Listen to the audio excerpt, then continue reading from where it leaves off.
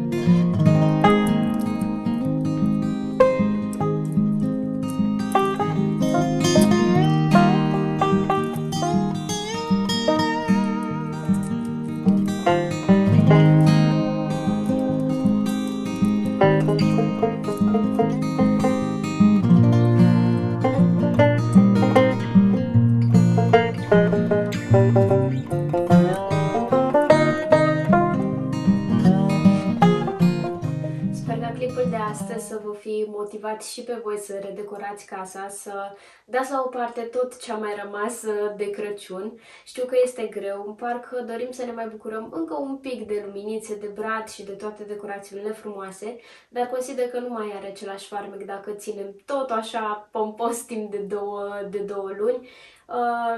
Nu mai rămâne farmecul acela pentru decembrie. Eu doresc să rămâneți sănătoși și motivați, iar noi ne vedem data viitoare.